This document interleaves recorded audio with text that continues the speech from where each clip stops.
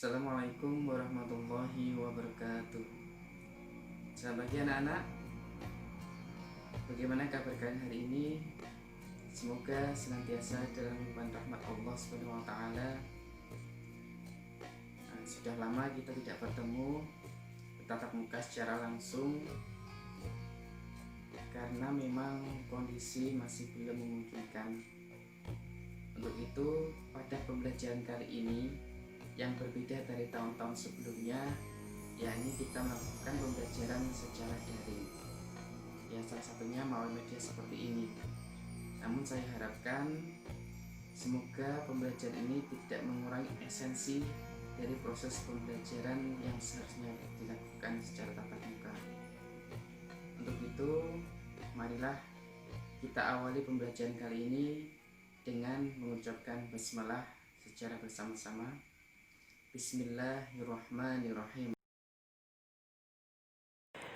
Assalamualaikum warahmatullahi wabarakatuh. Pada kesempatan kali ini, untuk pertemuan pertama pelajaran kita akhlak, kita akan membahas tentang Al-Quran dan keistimewaannya. Nah, ini sedikit perkenalan kembali dari saya. Mungkin setelah liburan panjang ini kalian lupa dengan saya. Ini foto saya. Ya, saya harapkan tidak lupa. Nah, sekarang kita akan masuk kepada peta konsep. Nah, di peta konsep ini kita akan mengetahui arah dari proses pembelajaran ini. Tujuannya adalah untuk lebih mempermudah kita dalam mempelajari materi pada kali ini. Nah, untuk materi yang pertama adalah sejarah diturunkannya Al-Quran. Adapun aktivitasnya membuat pertanyaan dan diskusi berpasangan. Jadi nanti kalian akan membuat pertanyaan, lalu kalian diskusikan dengan teman kalian yang mungkin 2 orang saja. Nah, di sini keterampilannya adalah komunikasi. Diharapkan nanti kalian bisa saling berkomunikasi dalam membuat pertanyaan atau mendiskusikan dari apa yang kalian pertanyakan. Kalian buat pertanyaan, lalu kalian diskusikan bagaimanakah jawabannya. Yang selanjutnya kalian komunikasikan, bisa dalam bentuk video. Selanjutnya, pengertian Al-Quran. Aktivitasnya membaca dan menyimpulkan pengertian Al-Quran. Membaca yakni dari buku digital yang sudah Bapak upload di e-learning. Bisa kalian buka di bahan pembelajaran. Adapun dari aspek keterampilan adalah informasi literasi, atau di sini kalian dituntut untuk bagaimana agar kalian bisa memahami dari apa yang kalian baca. Jadi tidak hanya sekedar membaca, tapi juga memahami, selanjutnya menyimpulkan tentang pengertian Al-Quran. Yang ketiga adalah bukti kebenaran Al-Quran. Aktivitasnya kalian menunjukkan bukti kebenaran Al-Quran. Sumbernya dari mana? Dari buku digital, dari sumber informasi lain yang relevan, yang sumbernya itu akuntabel atau bisa dipercaya. Selanjutnya dari aspek keterampilan adalah critical thinking. Karena di sini kalian dituntut untuk menunjukkan bukti kebenaran Al-Quran dari referensi-referensi yang benar. Selanjutnya adalah isi pokok kandungan Al-Quran. Aktivitasnya adalah mengidentifikasi pokok kandungan Al-Quran. Nah, di sini kalian harus mengidentifikasi kandungan dalam Al-Quran itu mencakup apa saja. Nah, ini masuk dalam aspek critical thinking. Yang terakhir adalah keistimewaan Al-Quran sebagai mukjizat. Aktivitasnya menelaah keistimewaan Al-Quran, referensi sama dari buku digital atau buku-buku lain, atau bisa kalian menjadi dari sumber internet yang penting relevan dan sumbernya itu bisa dipercaya. Aspek keterampilan adalah critical thinking. Oke, sekarang kita masuk ke materi pembelajaran. Pada pertemuan kali ini kita akan mempelajari tentang Al-Quran dan keistimewaan. Yang pertama tentang sejarah diturunkannya Al-Quran. Yang kedua pengertian dan hakikat Al-Quran.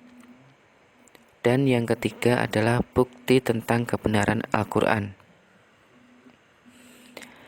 Sejarah diturunkannya Al-Quran, yakni Al-Quran diturunkan secara berangsur-angsur. Benar tidak kira-kira Al-Quran itu diturunkan secara berangsur-angsur? Atau mungkin secara langsung? Nah, ini sesuai dengan firman Allah dalam surat Al-Isra ayat 106 bahwasanya Al-Quran diturunkan secara berangsur-angsur. Ini suratnya. Mari kita baca bersama-sama. Bismillahirrahmanirrahim. Wa Qur'anan faraqnahu litaqra'ahu 'alan nasi 'ala muqsin wa nazzalnahu tanzila. Shadaqallahul 'azim. Dan Al-Quran itu telah kami turunkan secara berangsur-angsur agar kamu membacakannya perlahan-lahan kepada manusia, dan kami menurunkannya bagian demi bagian. Jadi dari ayat tersebut sangat jelas bahwasanya Al-Quran diturunkan secara berangsur-angsur. Tujuannya agar umat Islam pada masa dulu bisa dengan mudah untuk menghafalkannya, memahaminya, serta mengamalkannya. Oke, kita lanjut. Al-Quran diturunkan dalam kurun waktu kurang lebih 23 tahun, yakni melalui perantara malaikat Jibril secara berangsur-angsur, dimulai dari bulan Ramadan ketika Nabi Muhammad SAW tengah bertahanus atau menyendiri di Gua Hira, hingga wahyu terakhir ketika sedang melaksanakan haji wada. Ya. Selanjutnya ayat yang pertama kali turun adalah surat Al-Alaq ayat 1-5. Tahukah kalian bagaimana bunyi surat Al-Alaq ayat 1-5? Masih ingat? Atau lupa? Atau pura-pura lupa? Oh, Pak, kemarin pas pelajaran ini, pas hafalan ini saya kok tertidur, Pak. Jadi mari bersama-sama kita baca surat Al-Alaq ayat 1-5.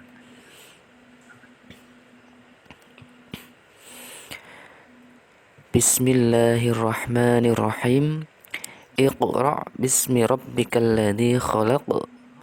Khalaqal insana min 'alaq. Iqra' wa rabbukal akram. Alladzi 'allama bil qalam. 'Allamal insana ma lam ya'lam. Shadaqallahul 'azim. Jadi itu adalah surat Al-Alaq ayat 1-5 yang merupakan surat atau wahyu yang pertama kali diterima oleh Rasulullah SAW, sekaligus sebagai tanda bahwa Nabi Muhammad diangkat sebagai Rasul sekaligus Nabi. Lalu ayat yang terakhir kali turun adalah ayat ketiga dari surat Al-Maidah. Mungkin ada yang sudah hafal. Ya, mungkin ini agak jarang yang sudah hafal ya. Mari bersama-sama kita baca. Bismillahirrahmanirrahim. Al-yawma akmaltu lakum dinakum wa atmamtu alaikum ni'mati wa raditu lakumul islam dina. Shadaqallahul 'azim. Jadi sebenarnya surat Al-Maidah ini adalah sebagai tanda bahwasanya Islam telah sempurna. Agama yang diridhai Allah adalah agama Islam. Setelah wahyu diterima, kemudian Nabi Muhammad membacakan kepada para sahabat yang mendengarnya. Para sahabat diperintahkan untuk mencatat ayat-ayat tersebut di atas kayu, pelepah kurma, di atas batu, tulang unta, dan lain sebagainya. Harap maklum karena memang pada masa dulu tidak ada kertas. Ya ada sih, tapi sangat terbatas adanya. Kebanyakan menggunakan kulit, baik kulit binatang maupun seperti pelepah kurma. Kalau sekarang ya alhamdulillah kita hidup zaman modern, kita bisa menggunakan buku, HP untuk merekam atau melakukan aktivitas apapun ya sesuai kebutuhan. Selanjutnya, periodisasi turunnya Al-Quran. Periodisasi turunnya Al-Quran terbagi menjadi dua. Yang pertama adalah periodisasi Makkiyah. Pada periodisasi Makkiyah, ayat Al-Quran yang turun sebelum Nabi Muhammad, maksudnya ayat Al-Quran turun sebelum Nabi Muhammad SAW melakukan hijrah ke Madinah. Pada periode ini, jumlah surat yang turun adalah 86 surat, diturunkan dalam kurun waktu sekitar 12 tahun 5 bulan. Pada periode Makkiyah telah menimbulkan bermacam-macam reaksi di kalangan masyarakat Arab ketika itu. Beberapa reaksinya diantaranya yang pertama adalah ada segolongan kecil dari mereka yang menerima dengan baik ajaran-ajaran Al-Quran. Kebanyakan golongan kecil ini adalah dari kaum lemah di bangsa Arab.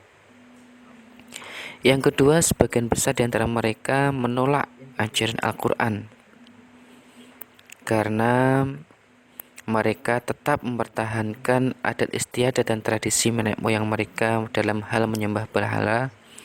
Di sisi lain, beberapa di antara mereka takut kehilangan kekuasaan karena di dalam Islam tidak mengenal sistem kasta, di mana di dalam Islam kedudukan atau ketinggian seorang itu diukur dari tingkat ketakwaannya kepada Allah Subhanahu wa taala.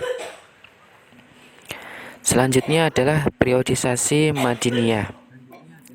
Pada periodisasi Madiniyah ini adalah ayat Al-Quran yang turun sesudah Nabi Muhammad SAW melakukan hijrah ke Madinah.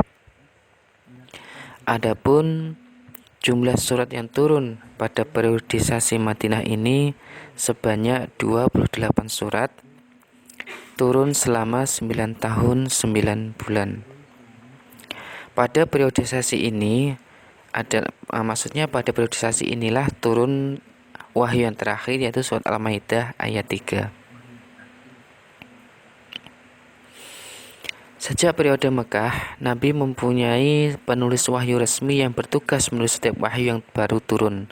Oleh karena itu, terdapat beberapa sahabat yang dikenal sebagai penulis wahyu, yaitu Abu Bakar Asy-Syiddiq, Umar bin Khattab, Utsman bin Affan, Ali bin Abi Thalib, Muawiyah bin Abi Sufyan, Khalid bin Walid, Ubay bin Ka'ab, Zaid bin Sabit, Sabit bin Qais, Amir bin Fuhairah, Amr bin As, Abu Musa al-Asy'ari, dan Abu Darda.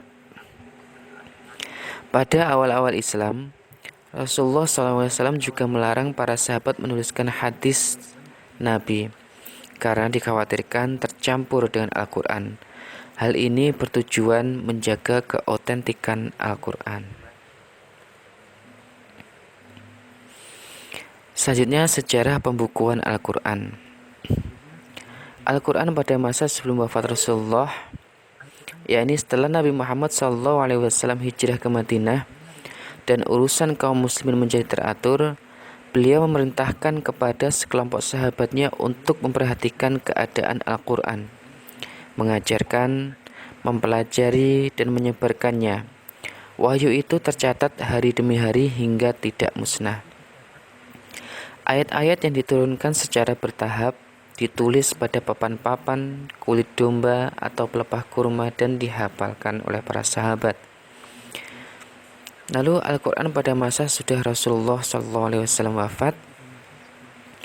1 tahun sudah Rasulullah SAW wafat, pecah perang Yamamah, yakni perang melawan Musailimah Al-Kadzab, seseorang yang menganggap dirinya sebagai nabi atau disebut nabi palsu. Pada peperangan tersebut merenggut korban 70 orang qurra atau sahabat yang hafal Al-Quran. Hal ini tentunya membawa kegelisahan khalifah yang pertama. Siapa khalifah yang pertama? Apakah kalian masih ingat? Ya, khalifah yang pertama adalah Abu Bakar Asy-Siddiq. Atas usulan para sahabat, beliau memerintahkan kepada sekelompok qurra, sahabat di bawah pimpinan Zaid bin Tsabit, untuk menghimpun Al-Quran. Nah, proses penghimpunan Al-Quran itu alhamdulillah selesai pada masa khalifah ketiga, yakni Utsman bin Affan. Beliau memerintahkan menulis 5 naskah Al-Quran. 1 naskah ditinggal di Madinah dan 4 yang lainnya dibagi-bagikan ke Makkah, Suriah, Kufah, dan Basrah, masing-masing 1 buah. Ada yang mengatakan bahwa selain 5 naskah ini, ada 1 naskah yang dikirim ke Yaman dan 1 lagi ke Bahrain. Naskah inilah yang ditulis yang dikenal dengan sebutan Mushaf Imam, dan semua naskah Al-Quran ditulis menurut salah satu dari kelima naskah ini.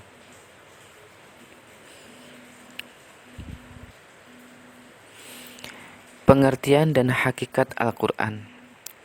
Al-Quran menurut bahasa berasal dari kata qara'a yaqra'u qur'anan, artinya adalah bacaan atau yang dibaca. Sedangkan Al-Quran menurut istilah adalah kalam Allah yang diturunkan kepada Nabi Muhammad SAW sebagai mukjizatnya, dan bagi yang membacanya merupakan ibadah. Al-Quran adalah firman Allah Subhanahu wa taala yang diwahyukan kepada Nabi Muhammad SAW sebagai nabi terakhir. Dinamakan Al-Quran karena merupakan kitab suci yang wajib dibaca, dipelajari, dan merupakan ajaran-ajaran wahyu terbaik. Jadi ada beberapa definisi tentang Al-Quran, yang mana pada intinya Al-Quran adalah firman Allah yang diturunkan kepada Nabi Muhammad SAW melalui malaikat Jibril untuk dijadikan pedoman umat manusia, baik di dalam agamanya, dunianya, maupun akhiratnya. Yang mana dengan membaca Al-Quran, manusia akan mendapatkan petunjuk dan tidak akan tersesat, serta membaca Al-Quran adalah bernilai ibadah. Selanjutnya, nama-nama Al-Quran. Nama-nama Al-Quran ada beberapa nama. Di sini saya menyebutkan 6 nama Al-Quran. Yang pertama adalah Alkitab, yang berarti kitab atau buku. Hal ini sebagaimana difirmankan Allah dalam surat Al-Baqarah ayat 2, "Dzalikal kitabu la raiba fihi hudal lil muttaqin." Kitab Al-Quran ini tidak ada keraguan padanya, petunjuk bagi mereka yang bertakwa. Yang kedua adalah Al-Furqan, yang berarti pembeda. Maksudnya, Al-Quran menerangkan secara jelas mana yang benar dan mana yang salah. Hal ini sebagaimana firman Allah dalam surat Al-Furqan ayat 1. Tabarakalladzi nazzala al-furqana ala 'abdihi liyakuna lil 'alamin nadhira. Selanjutnya yang ketiga yaitu Az-Zikr, yang berarti peringatan. Bahwasanya Al-Quran dikatakan Az-Zikr karena banyak ayat-ayat yang berisi peringatan kepada manusia, sebagaimana difirmankan oleh Allah Subhanahu wa taala dalam surat Al-Hijr ayat 9, "Inna nahnu nazzalna dzikra wa inna lahu lahafizun." Yang keempat yakni Al-Huda, yang berarti petunjuk. Al-Quran dikatakan Al-Huda karena ayat-ayatnya berisi petunjuk bagi manusia, sebagaimana difirmankan oleh Allah dalam surat Al-Baqarah ayat 185, Syahrul Ramadhan alladzi unzila fihi al-Qur'anu hudal linnasi wa bayyinatin minal huda wal furqan. Yang kelima adalah surat An-Nur yang berarti cahaya. Al-Quran dikatakan An-Nur karena petunjuk-petunjuknya adalah sebagai penerang hati manusia. Hal ini sebagaimana difirmankan oleh Allah dalam surat An-Nur ayat 40. Wa man lam yaj'alillahu lahu nuran fama lahu min nur. Selanjutnya yang keenam adalah Al-Bayyinah yang berarti keterangan. Al-Quran dikatakan Al-Bayyinah karena ayatnya berisi beberapa keterangan atau penjelasan suatu masalah. Hal ini sebagaimana difirmankan Allah dalam surat Al-Bayyinah ayat 1, Lam yakunil ladzina kafaru min ahlil kitabi wal musyrikina munfakkina hatta ta'tiyahumul bayyinah. Selanjutnya tentang bukti kebenaran Al-Quran. Perhatikanlah ayat Al-Quran surat Al-Maidah ayat 48 berikut ini. Ayo anak-anak, silakan dibaca surat Al-Maidah ayat 48 ini.